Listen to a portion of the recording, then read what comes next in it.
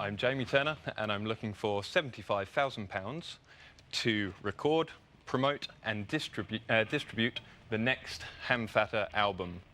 Now, you'll get 20% of the royalties, of the physical sales and the digital sales of all future Hamfatter albums. This is Owen, the lead singer of Hamfatter. Hello, I formed the band about 5 years ago. We've released 3 albums in that time, and the latest album had a budget of £6,000 for recording and marketing, and we made £12,500 off of that so far. Very importantly, it launched the band on the national scene, so we got played on Radio 1, on XFM and on BBC 6 Music. We got rave reviews in NME, in The Sun and in Metro magazine, and we released a single which ended the charts at number 54, peaked at number 13 in the indie charts, and that was in the same week that Razorlight, who are signed to the biggest record label in the world with a huge marketing budget, peaked at number 80 with their single release. Now, the £75,000 will be used £10,000 for recording, £7,000 for video production, £13,000 for manufacturing, £30,000 for promotion, and £15,000 for advertising. Your investment is funding this next album, but you've got to remember that you will be seeing a percentage of all further Hamfatter albums. This is the band Hamfatter. The journey's hard, a see-through plastic bag and no book to read. I spent some lonely hours and I start to think I spent my life in Gatwick, meet up with you, straight to the main stage to see Radiohead. We love the music, we get wrecked, Radiohead. We love the music, we get wrecked.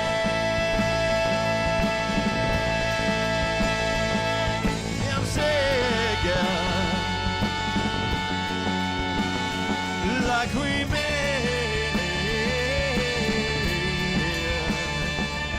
I'm sick,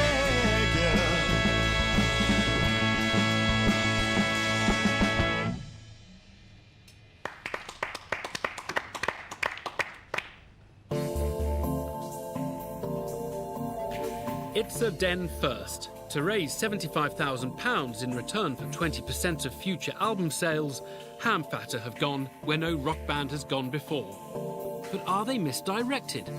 Theo Pafitis wants to know. Have a look around. Can you see Simon Cowell? No. So, you come to the den asking for something that would normally go to a record label or a talent show. We're going to be owning 20%, correct? Yep. What's different from a record label that would also take a big slug of your earnings on the basis they would have put up some cash to promote you and guarantee you?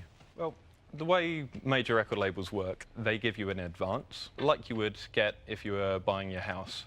And then over the years, you pay back your advance, like you would pay back your mortgage on your house.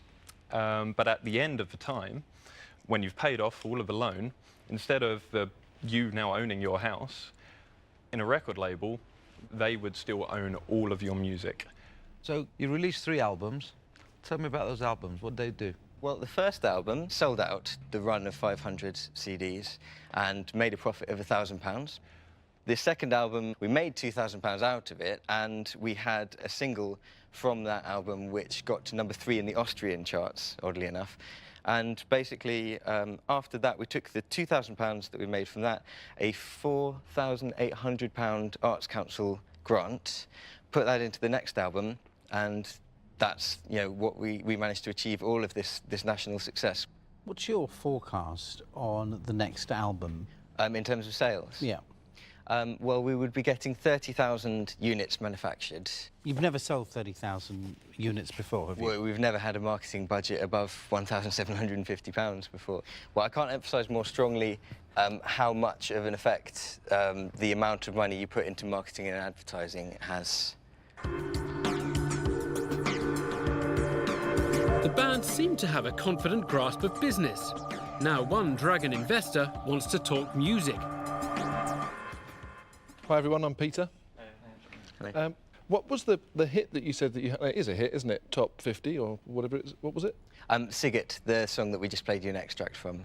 Oh, that was actually the hit. Yeah, that's right, yeah. And what about from the new album? What's the music going to be like? Quite similar. Obviously... Can you do it? No, we haven't rehearsed it with the band, I'm afraid. What you've just done is one thing. Sure. But you could actually turn your complete twist of music, and I could be investing in something that's very different to what you've just played, because I'm not getting any benefit from the previous albums. I'd like to hear, even if it takes 3 or 4 minutes, I'd just like to hear what I'm going to be investing in, what the sound is going to be like. The best I could offer, I'm afraid, would be that we could knock up a rough demo for you and get it to you within a week. Oh, you couldn't do it now? No, sorry. OK, that's a shame. By not showcasing their future material, which is all that's on offer, Peter Jones' interest seems to have dampened. Deborah Meaden knows this sector and decides to test the duo. Where does the music industry, it's a loaded question because I know exactly what the music industry is saying, where do they believe the future of the music industry is going to be making its money? Definitely the still album sales. Yes, it's gone online and it's gone digital, but people are still buying them.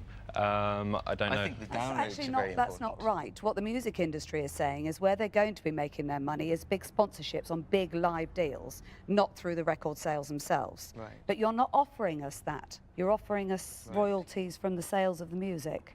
To be honest, I've seen a lot of bands come through many venues, and a few of them have been sponsored. But to be honest, some of the sponsors are quite questionable on the band. James, please don't let yourself down by making stuff up, because that feels like, well, honestly, what you're doing at the moment. It's not in the sales of the records.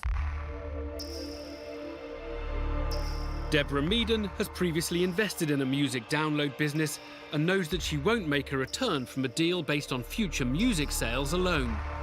Duncan Bannatyne has been listening quietly to his rival Dragon's interrogation of the band.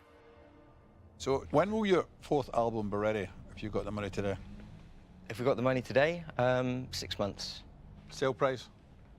Per unit. You just, OK, the total revenue, the total sale price, the total money coming in from selling the 30,000 albums that you're going to make? The total amount would be...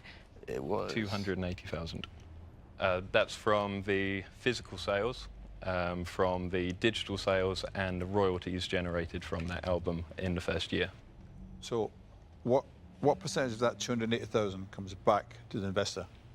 That would be the 20%, so that would be 56,000.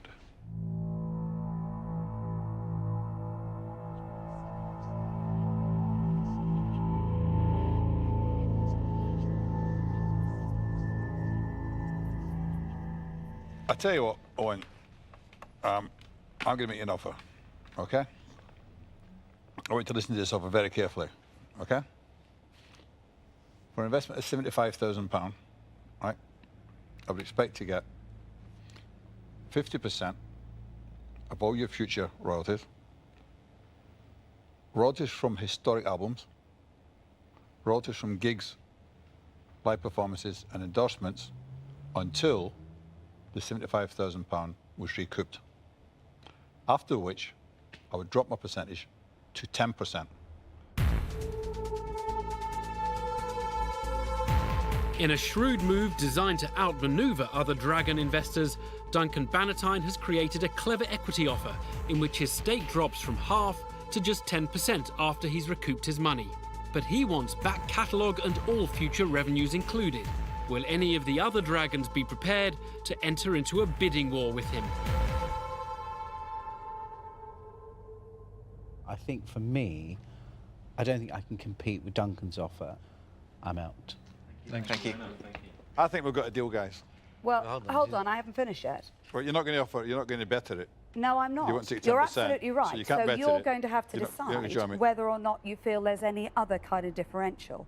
Duncan, thank you very much for your structure, because it's a very good structure, but I won't be offering you 10%, I can tell you now. To actually finally drop it to 20% is probably where it should ultimately be.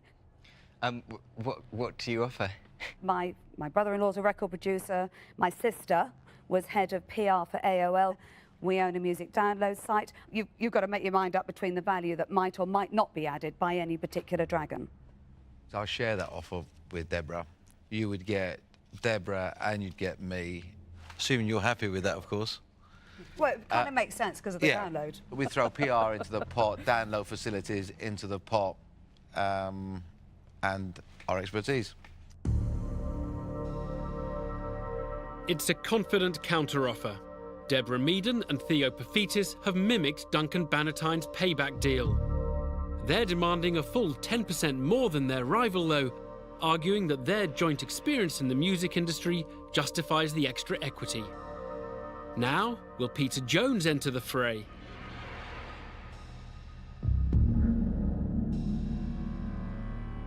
I am going to make you an offer. I'm going to offer you the full amount of money, 75,000, and I want in return 30%. It's a very straightforward deal. I am then really incentivized from day one to year 5. Unlike the other deals, I know people in this marketplace and I'd love to work with you. Jamie and Owen have a tough decision to make. Duncan Bannatyne's deal means sacrificing a smaller stake in Hamfatter, but the other 3 dragons have more contacts in the music business.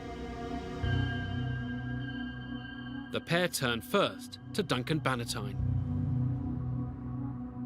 Thank you very much for your offer, but we feel that the experience that the other dragons could offer us and the help that they could offer us there makes it worthwhile taking the not as good deal by the numbers. Well, you're making a big mistake, but carry on. Would it be out of the question to bring Peter in on the deal? So you want me to join forces with Theo and Deborah? So that we can have the full experience of all 3 of you.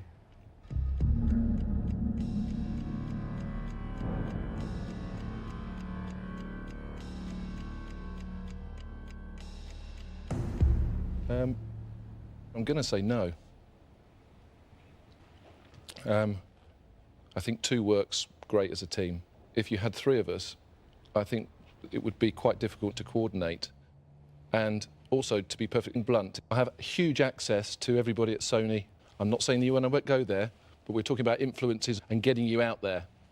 So I think I could actually do that anyway. We've got lots to talk about. If we have Have a conflict. Have a chin bag. In the den, it's every dragon for themselves, so Hamfatter still have 2 offers on the table. Theo Pafitis and Deborah Meaden, they are very keen on marketing. The download site. Yeah, and the download site, which we could get plastered on top of. Deborah Meaden and Theo Pafitis want half their earnings, but are willing to drop to 20% after recouping their investment. What was the thing? They wanted 50% and then... 5% everything, Peter. Yeah, but then... Peter Jones simply wants 30% of all future income. Peter's time, just because he's got a lot to invest. Right. But he does have a whole office. We should have a little handshake. Save it for the pub. The band have made up their minds. Will they leave the den with 2 dragons, 1 dragon, or no dragons at all? Peter. We'd like to accept your original offer. Thank you very much. Fantastic. Thank you very much. Cheers. Great. Well, guys. Hamfatter have done it. They've given away a lot more than they wanted, but hope to have gained a very powerful and well-connected partner in Peter Jones in return.